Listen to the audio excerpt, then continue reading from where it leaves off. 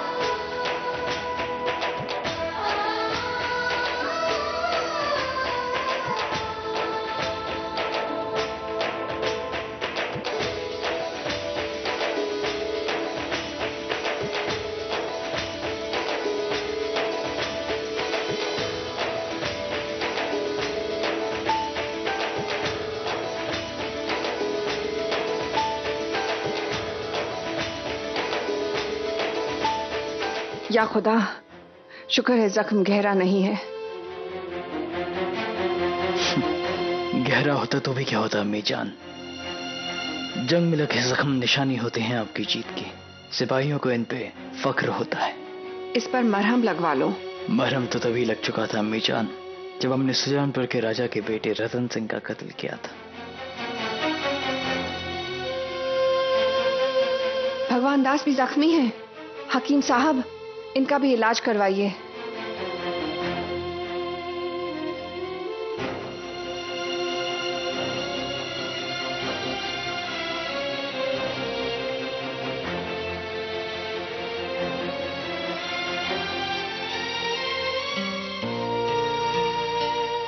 जोधा बेगम को जब ये खबर मिलेगी तो न जाने क्या हाल होगा उसका। सुना तुमने? शहंशाह ने डाकुओं को पनाह देने वाले सुजानपुर के राजा के बेटे रतन सिंह का कत्ल कर दिया है जंग के मैदान में।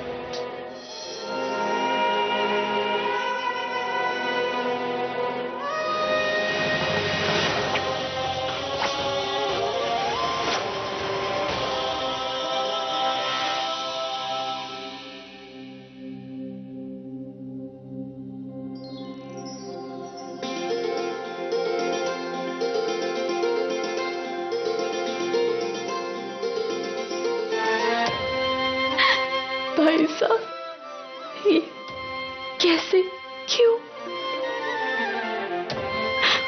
किसके लिए आपने इतने घाव सहे? उनके लिए जिनकी रक्षा का हमने दायित्व लिया था। क्या आवश्यकता थी आपको युद्ध में सम्मिलित होने की? उनके प्राणों की रक्षा करने के लिए आपने अपने जीवन को संकट में डाल दिया। जिसने हमारी बहन के होने वाले पति की हत्या कर डाली। हत्या नहीं की जोधा, वो युद्ध में मारे गए हैं।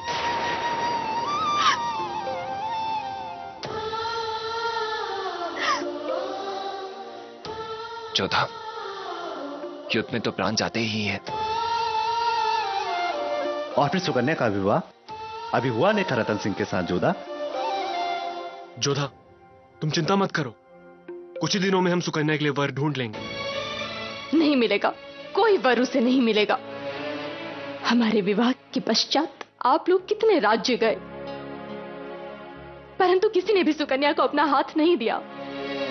और अब जब चारों ओर यह सूचना जाएगी कि सुकन्या के भाई अपने ही होने वाले संबंधियों के विरुद्ध तलवार लेकर खड़े हो गए, तो कौन सुकन्या से विवाह करने के लिए तैयार होगा?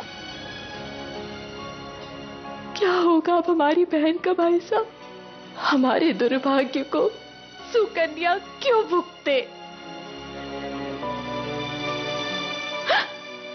और ये सब शहंशाह के कारण हो रहा है, और हमें ये समझ नहीं आता कि आप सबने उनकी सहायता की ही क्यों?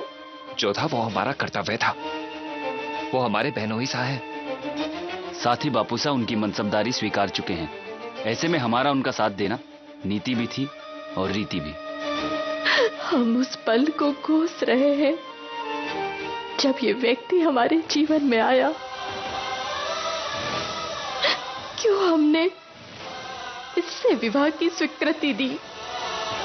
इन्होंने हमारा सब कुछ छीन लिया है, हमारा सुख, हमारा मान, हमारा गौरव, और अब सुकन्या का सौभाग्य भी छीन लिया। भाई साहब, हमारे मन से तो शहंशाह के लिए केवल हाय निकलती है कि वो नहीं जोधा, तुम्हारे पति हैं वो। अग्नि को साक्षी मानकर तुमने उनके साथ 7 फेरे लिए। भूल के भी कभी उन्हें हाय मत देना। हमारी जीवा को तो आप रोक लेंगे भाई साहब, परंतु हमारे मन का क्या, जिसमें उनके लिए घृणा के अतिरिक्त और कुछ भी नहीं है।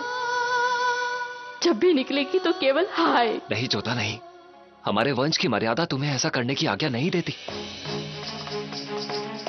यदि ऐसा ही है तो अब हम वही करेंगे जिसकी अनुमति हमारा मन हमें देगा।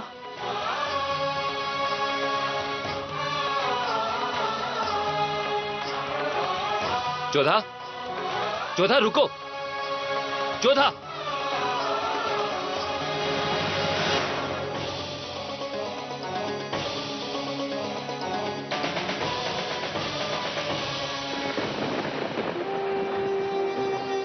बिजली की कड़क सुनी, लगता है तूफान आने वाला है।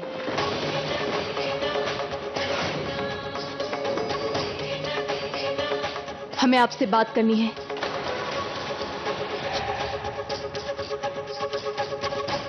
तक लिया।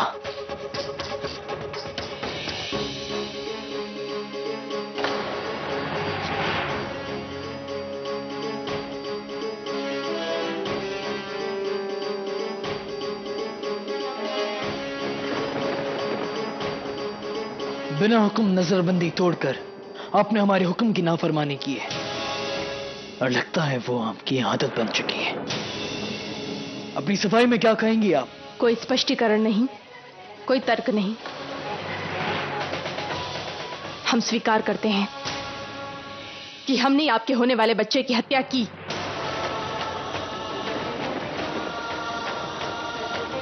रुकैया बेगम को धतूरे का अर्क हम ही ने दिया था,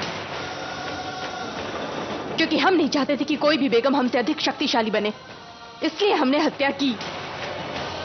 हम दंड के लिए प्रस्तुत हैं, आप हमें मार डालिए।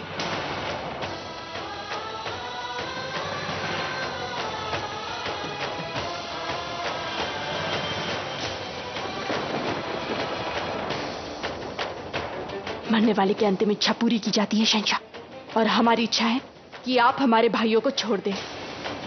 युद्ध में भी उन्होंने आपके जीवन की रक्षा की थी, और हमारी इस योजना की उन्हें भनक तक नहीं है, और ना ही हमारे बापू साहब को। ये हमारी और केवल हमारी योजना थी, हमारी ही चाल थी।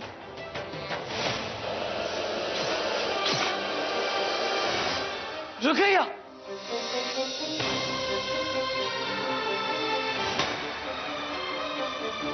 तुमने ऐसा क्यों किया रुकैया?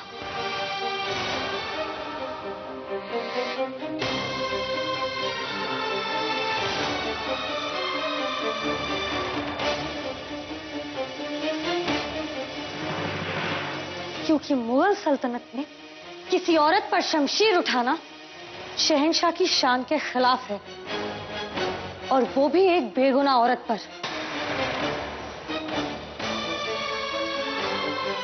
क्या? हाँ शहंशाह, जोधा बेगम हमारे होने वाले बच्चे की कातिल नहीं है। उन्होंने अभी खुद कबूल किया है कि यही असली गुनहगार है।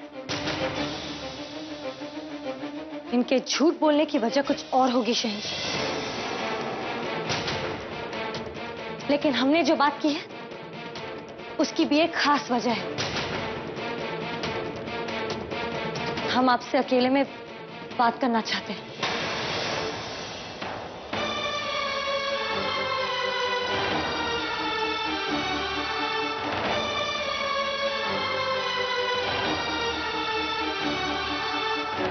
रुकैया, अगर जोधा बेगम गुनहगार नहीं तो ये गुनाह किसने किया? गुनहगार का आपसे बहुत करीबी रिश्ता है जलाल।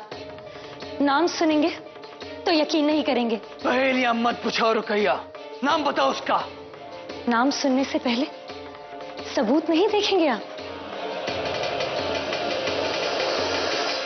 ये क्या है रुकैया? ये वही डिब्बी है जिसमें वो धतूरे का अर्क रखा गया था, जिसे पीने से हमने अपना बच्चा खोया है। कातिल ने वो अर्क आमेर से आई हुई केसर में मिला दिया था, और जब पहरा बढ़ता गया तो वो इस डिब्बी से निजात ना पा सका। अब हमें ये डिब्बी जहां से मिली है, हो सकता है कि वो खुद कातिल हो, या फिर इस गुनाह में बराबर का शरीक। कौन है वो? कहां से मिली ये डिब्बी तुम्हें? सलीमा सुल्तान के यहां से।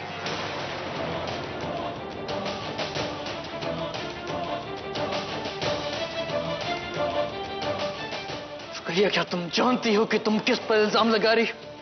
वो मरूम खान बाबा की बेवा है, और आपकी बेगम भी। हम बेवजह ये इल्जाम नहीं लगा रहे हैं जलाल। आपके जंग में जाने के बाद हमने अच्छे से तहकीकात की थी।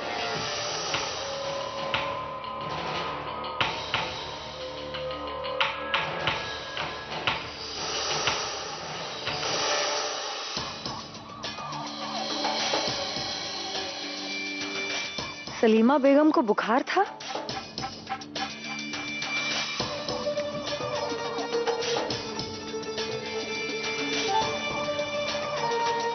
सलीमा बेगम, अब आपकी तबीयत कैसी है? आदाब मलिकाए बेगम। अरे लेटी रहिए। आप सिर्फ बेगम ही नहीं, रिश्ते में हमारी बहन भी है। कोई परेशानी की बात तो नहीं है ना? जरा सा बुखार है, दवा दे रही हूँ, 2-3 दिन में पूरी तरह दुरुस्त हो जाएंगी। जब महरूम खाने खां बैरम खान साहब से जुदाई का दर्द सह लिया, तो इससे ज्यादा तकलीफ देह दर्द हमारे लिए कुछ नहीं हो सकता। बेगम साहिबा, कुछ दवा पीसनी है, खलबट्टा मिलेगा, वहाँ देखिए।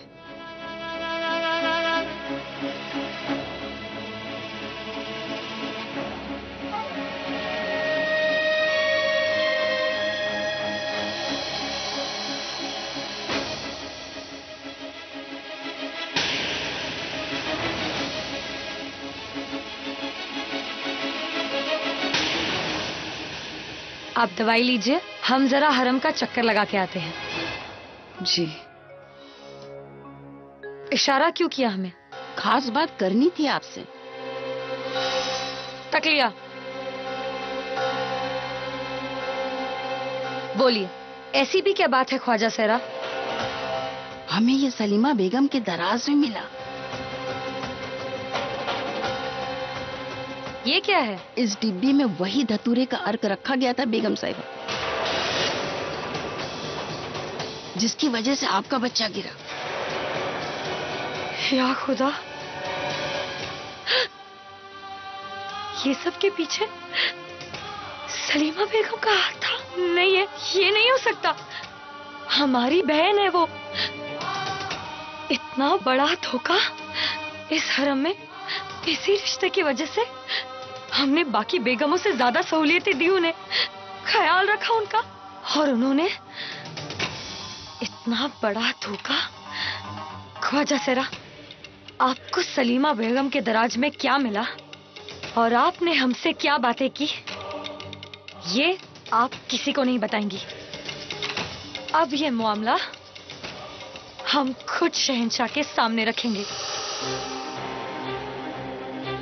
हमें यकीन नहीं होता वो हमारी फूफी की बेटी थी। खान बाबा के इंतकाल के बाद हमने उन्हें सहारा दिया, रहीम के अतालिक बने और उन्होंने हमारे साथ ऐसा किया। यकीन तो हमें भी नहीं हुआ था जलाल। भले ही वो हमारी रिश्तेदार है, लेकिन है तो एक औरत ही ना।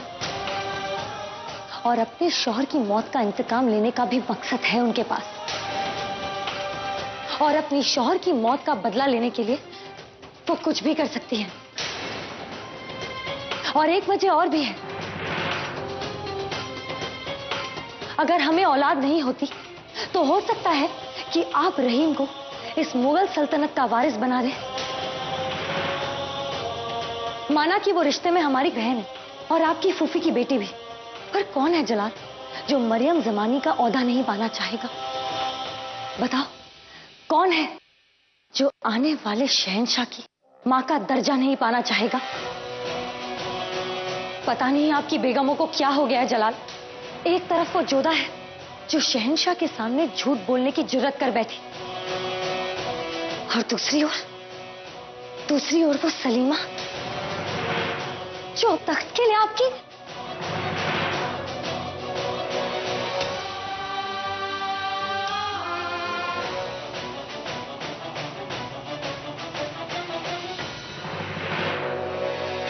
कि हमने आपके होने वाले बच्चे की हत्या की। रुकैया बेगम को धतूरे का अर्क हमी ने दिया था, क्योंकि हम नहीं चाहते थे कि कोई भी बेगम हमसे अधिक शक्तिशाली बने, इसलिए हमने हत्या की। हम दर्द के लिए प्रस्तुत हैं, आप हमें मार डालिए।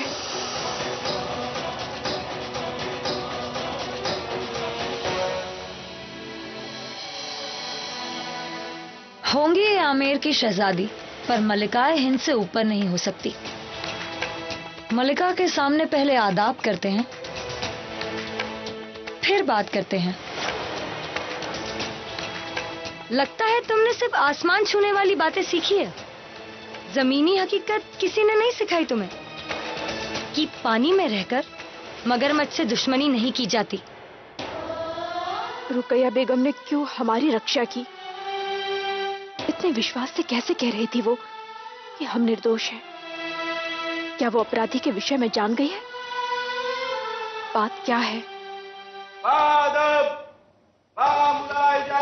होशियार शहंशाह हिंद बादशाह जलालुद्दीन मोहम्मद तशरीफ ला रहे हैं।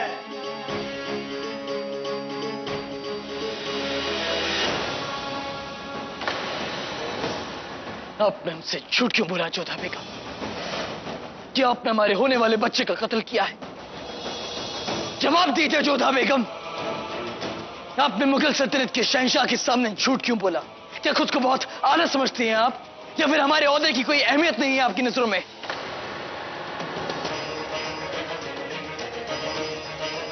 महत्व तो हमारा नहीं है आपकी दृष्टि में। खेल समझा है आपने हमें, हमारे जीवन को, हमारी भावनाओं को। आपका और हमारा संबंध केवल एक खेल ही तो है आपके लिए। विवाह करके हमें आमेर से आगरा लेकर आ गए, खेल था। पत्नी नहीं, दासियों की भांति हमारे साथ व्यवहार किया, खेल था। हर बात पर हमें नीचा दिखाने और हमारी भावनाओं को उपहास उड़ाने के अतिरिक्त किया क्या है आपने? पहले हम पर आरोप लगाया कि हमने भोजन को तीखा कर कर आपका मुंह जला दिया, फिर रुकैया बेगम की कोख को उजाड़ने का कलंक हमारे सर पर लगा दिया, कारण हमारे भाइयों को बंदी बनाया और युद्ध के नाम पर हमारी बहन के होने वाले पति की बलि चढ़ा दी आपने। और ये सब भी तो आपके लिए खेल ही है।